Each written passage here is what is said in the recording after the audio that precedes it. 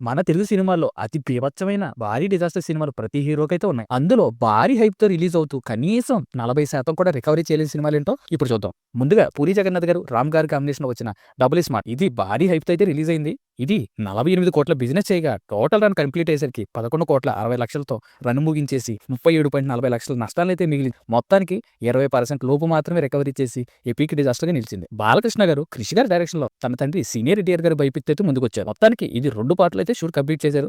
ఒకటి ఎన్టీఆర్ కథానాయకుడు మరియు ఎన్టీఆర్ మహానాయకుడు. ఈ 2 సినిమాలు కలిపేసి సుమారుగా 105,00,00,000 బిజినెస్ అయితే చేశారు. అందుకు గాను ఇది పూర్తిగా 2 పార్ట్‌లు కలిపేసి కేవలం 24,00,00,000 షేర్ మాత్రమే వసూలు చేయగలిగింది. మొత్తానికి 81,00,00,000 లాస్‌నైతే మిగిల్చేసి 25% రికవరీని మాత్రమే సాధించి ఇది బాలకృష్ణ గారి కెరీర్‌లోని ఎపిక్ డిజాస్టర్‌గా నిలిచిపోయింది. అగైన్ పూరి జగన్నాథ్ గారి డైరెక్షన్‌లో వచ్చిన విజయ్ దేవరకొండ గారి 'లైగర్' ఈ సినిమాకు ముందైతే చాలా బజ్ అయితే నడిచింది. భారీ హైప్‌తో అయితే సినిమా రిలీజ్ అయింది. మొత్తానికి 90,00,00,000 బిజినెస్ చేయగా టోటల్‌గా రన్ కంప్లీట్ అయ్యేసరికి 28,00,00,000 షేర్‌ని మాత్రమే వసూలు చేసి 62,00,00,000 నష్టాన్ని మాత్రం మిగిల్చింది. మొత్తానికి 30% లోపే రికవరీ సాధించి ఇది కూడా విజయ్ దేవరకొండ గారి కెరీర్‌లోనే బిగ్గెస్ట్ డిజాస్టర్‌గా నిలిచింది. చిరంజీవి గారు, మెహర్ రమేష్ గారు. మెహర్ రమేష్ గారు అనేసరికినే మనం ఆలోచించుకోవచ్చు.